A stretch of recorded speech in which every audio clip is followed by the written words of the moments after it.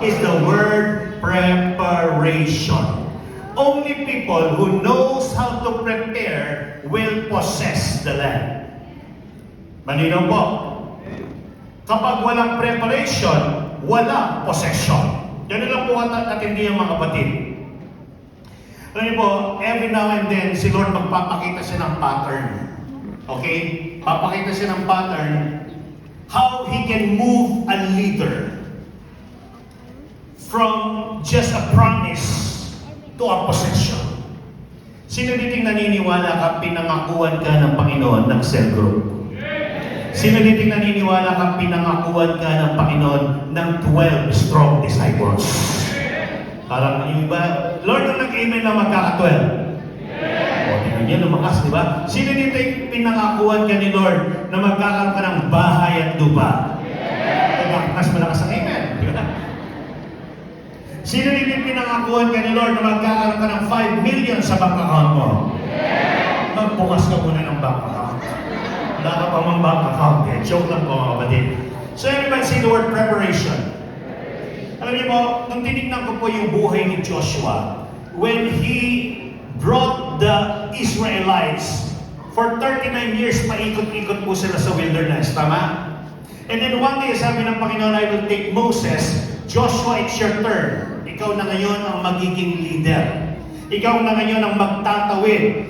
So kung paano binuka ng Panginoon ang Red Sea, from Egypt to the wilderness, bumuka ang Red Sea. Si Lord naman po, binuka niya Jordan River so that from the wilderness, sila po ipapasok sa tinatawag nating Promised Land. Because our God is the same yesterday, today, and forever. Amen? So meaning, nang si Joshua po itatawid na niya ang bansang Israel, nag-prepare sila. Everyone say the word prepare. Ang unang preparation niya is found in Joshua chapter 1, verse 10 to 11. So Joshua ordered the officers. Sabi ba say officers? Basahin nga natin, 1, 2, and 3. So Joshua ordered the biglang lumitaw yung word na officers of the people. Bakit hindi na lang people? Di ba? Bakit hindi na lang yung the nation of Israel? Bakit inunan niya ang pin-repair at in-order niya yung mga leaders? When I say officers, they are the leaders of the nation. Because the first thing that we need to prepare is the leadership organization. Sabihin natin sabay-sabay, number 1, leadership organization. Sige po, balik lang natin ng isa. Yan. Magkakaroon tayo ng leadership preparation. Kung gusto po natin magtagumpay at ma-conquer natin yung possession. For example, sino din gusto niyo na lumalagong simbahan? Yan ang possession mo. Ay, hindi po pwede na puro baby ang meron ka. Right? Lahat ng mga taga-church mo, bonsai Christian, di ba? Plantitas Christian, di ba? Lahat hindi lumalaki. Kailangan i-prepare mo na magiging leaders sila. So Joshua mobilized leadership before movement.